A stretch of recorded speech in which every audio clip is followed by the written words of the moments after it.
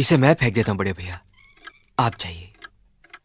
मुनीम जी, जो राम प्रसाद की बेटी की शादी के लिए जेवर देने के लिए कहा था, भिजवा दिया? जी हाँ मालिक। शहर में रहकर यही बदतमीजी और ओछी हरकतें सीखी आपने? अपने से बड़ों का लिहाज करना नहीं आता आपको? किससे कह रहे हो तुम? आपसे कह रहा हूं। औरत पैदा हुई है तो औरत की तरह रहना सीखिए। मीना, नकुल, तुम अंदर जाओ।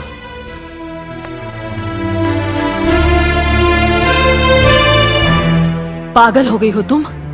औरत होकर एक मर्द पर हाथ उठाती हो? इतनी ऊंची घराने की बहू होकर ऐसी नीच हरकत, शर्म नहीं आई तुम्हें? कौन सा ऊंचा घराना? ये जहाँ सिर्फ एक आदमी राजा है और बाकी सब उसके गुलाम। मीना, चिल्लाइए मत। आप मेरी सास नहीं है। जिस तरह आप इस घर की बहू हैं, वैसे मैं भी हूँ। बहू हो तो बहू की मर्यादा में रहो। मर्यादा की रस्सी में तो आप जैसी जाहिल और गवार औरतें बनती हैं। मुझ जैसी पढ़ी लिखी मॉडर्न जमाने की लड़की नहीं। Uneducated idiots. Excuse me. I'm not an illiterate. I'm a graduate from the University of Allahabad. I am aware of the modernization of women, but I have not forgotten my culture, my customs, my traditions and my values. And most of all, I'll never ever forget that I'm an Indian woman. Modern जमाने की औरत भी औरत ही होती है। उसे भी मर्द ही ब्याह कर ले जाता है, मर्द को ब्याह कर वो नहीं ले जाती। जमाने ख्याल और लिबास बदल देते हैं, औरत के शरीर की बनावट नहीं। लोग तुम्हारे ख्याल की लड़कियों को लज्जत का सामान भले ही समझते हो, इज्जत के काबिल कोई नहीं समझता। इज्जत आज भी उन्हीं औरतों की होती है जिनकी आंखों में हया हो, लाज हो, शर्म हो। हम नहीं कहते कि तुम बंदिशों में रहो, लेकिन अपने दायरे की सीमा को मत भूलो। लड़की जब अपने माँ बाप के घर होती है, तब उसके कांधों पर अपने ही घर की इज्जत का बोझ होता है। लेकिन जब वो बहू बनकर ससुराल जाती है, तब उसके कांधों पर एक नहीं, 2 परिवारों की इज्जत का बोझ होता है। आज जिस तरह तुमने नकुल को तमाचा मारा है, अगर उसी तरह उसका भी हाथ उठ जाता तो तुम्हारी क्या इज्जत रह जाती?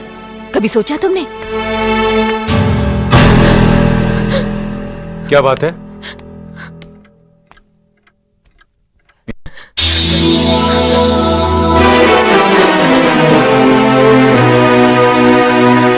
क्या हुआ भाभी?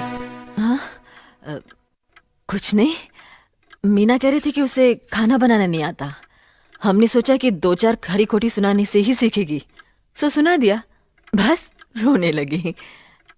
क्यों अर्जुन, हमें तुम्हारी बीवी को डांटने का भी हक नहीं? क्यों नहीं? आप हमारी भाभी माँ हैं। आप मार सकती हैं, डांट सकती हैं, कुछ भी कर सकती हैं।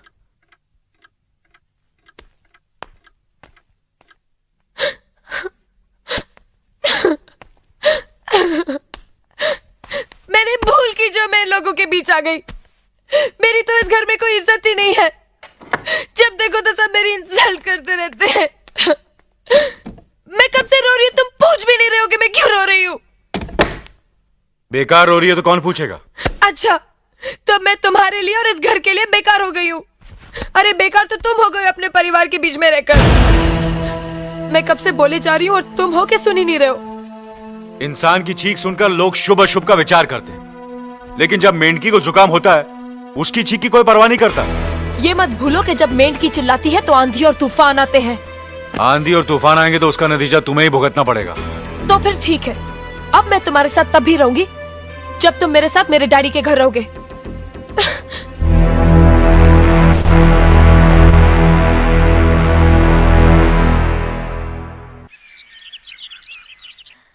हमारी मीना बहुत प्यारी बच्ची है, लेकिन उसमें अभी भी बचपना है। हमारे तौर तरीकों को नहीं जानती है ना, लेकिन आहिस्ता आहिस्ता हम उसे सब सिखा देंगे।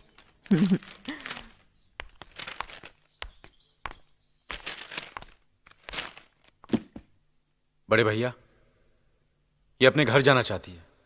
जाना भी चाहिए। 4-5 महीने हो गए, मायके की याद भी आती होगी इसे। और अर्जुन, तुम्हारे ससुर जी तुम्हें कई बार बुला चुके हैं। तुम भी कुछ दिनों के लिए हो आओ, तुम्हारा मन भी बहल जाएगा। अगर ये वापस लौटने के लिए जा रही होती तो मैं जरूर जाता, मगर ये तो हमेशा के लिए इस घर से जा रही है। कैसी बातें कर रहे हो?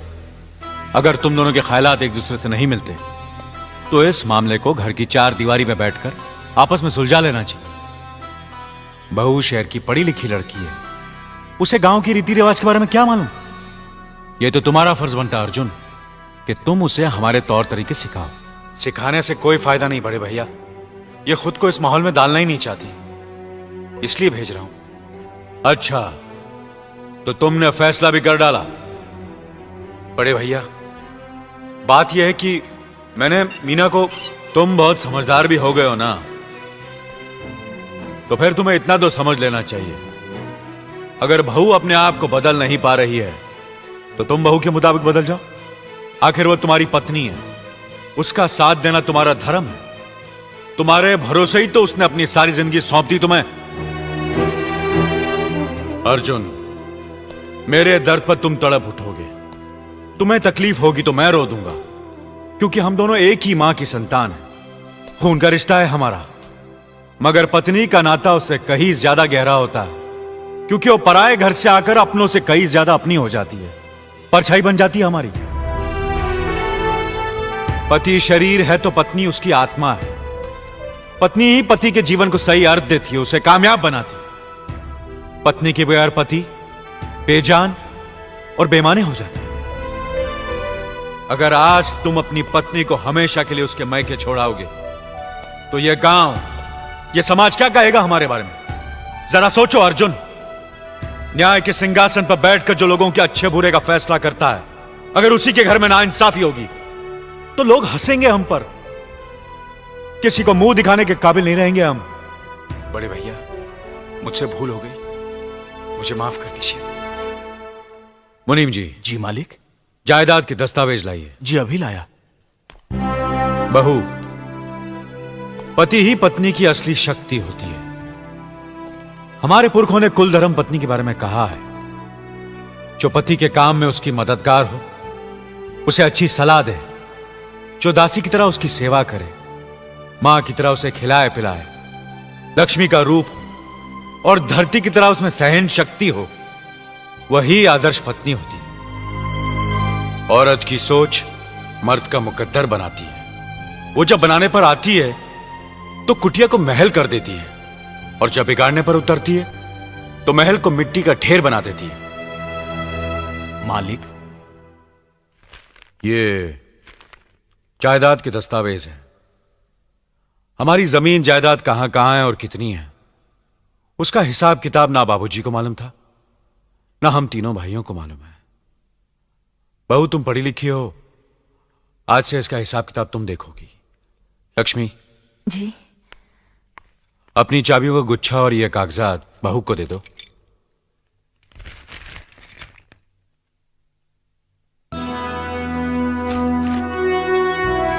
आज से तुम इस घर की मालकिन हो। तुम जहां कहोगी, जिस कागज पर कहोगी, हम तीनों भाई चुपचाप आंख बंद करके दस्तखत कर देंगे। जैसा कहोगी वैसा ही करेंगे। बस एक ही विनती है बहू, हम तीनों भाइयों को अलग करने का ख्याल अपने मन में कभी आने मत देना।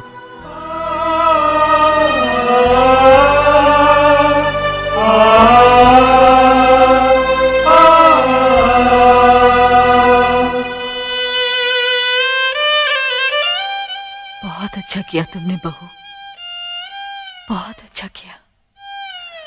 इनकी आंखों में आंसू देखने की हमने सपने में भी उम्मीद नहीं की थी, लेकिन तुमने हमें दिखा दिया। बहुत अच्छा किया तुमने, बहुत अच्छा किया।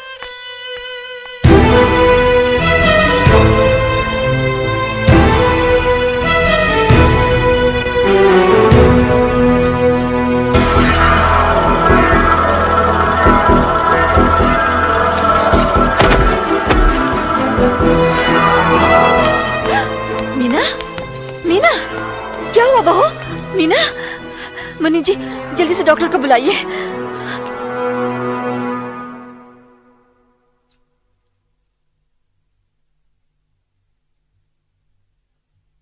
घबराने की कोई बात नहीं, ये माँ बनने वाली है।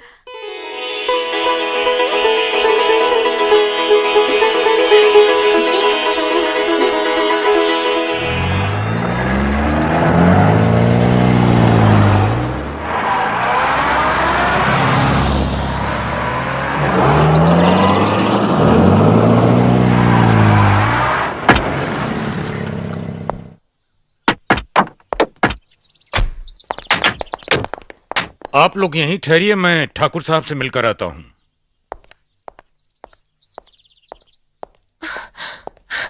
डैडी, डैडी, कैसी हो बेटी? What a pleasant surprise. आने की खबर भी नहीं की।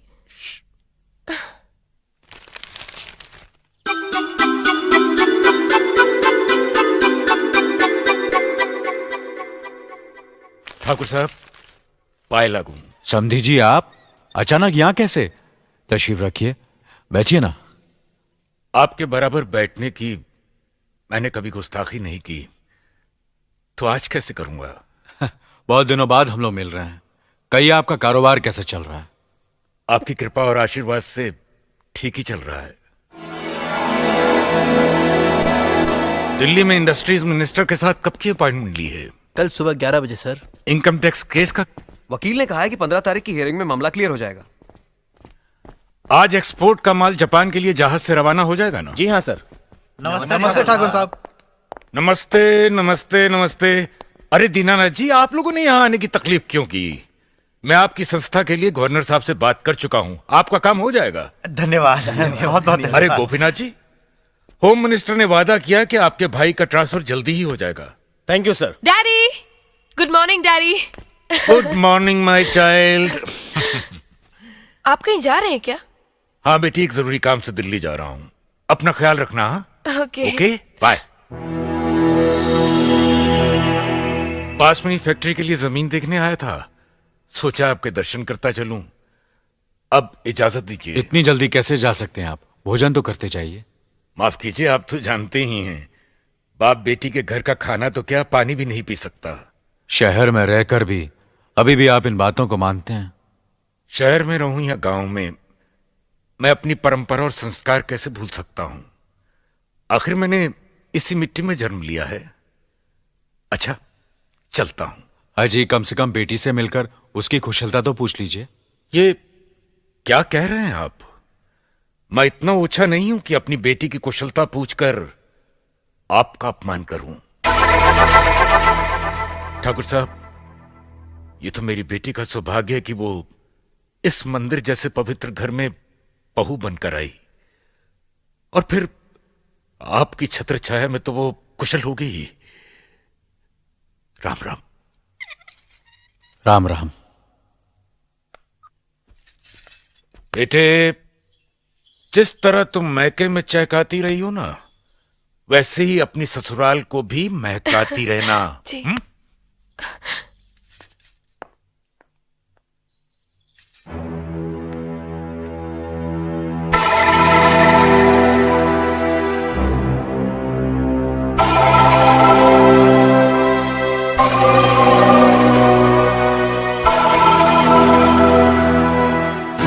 आप तो उम्र में बड़े हैं ना, किससे किस तरह की बात की जाती है, इतनी तमीज तो आपको आनी चाहिए।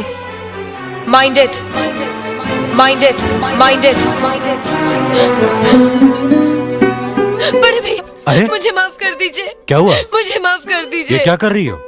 अपने पापों का प्रायश्चित कर रही हूँ। मैंने आप जैसे देवता का अपमान किया है, आपका दिल दुखा है, मुझे माफ कर दीजिए बड़े भैया, मुझे माफ कर दीजिए, मुझे माफ कर दीजिए। लक्ष्मी, मुझे माफ कर दीजिए बड़े भैया, बड़े भैया मुझे माफ कर दीजिए। मुझ पर तरस इसे संभालो खाकर मुझे लक्ष्मी। माफ मीना, कर दीजिए बड़े चलो भैया। उठो, तुम्हें ऐसे नहीं बैठना मुझे चाहिए, माफ इससे कर बच्चे पर असर पड़ेगा बेटे। मैं आपकी भी दोषी हूँ दीदी। आपने जेठानी की जगह माँ बनकर मेरी गलतियों को बर्दाश्त किया, और मैं अब भागन आपकी बेटी न बन सकी।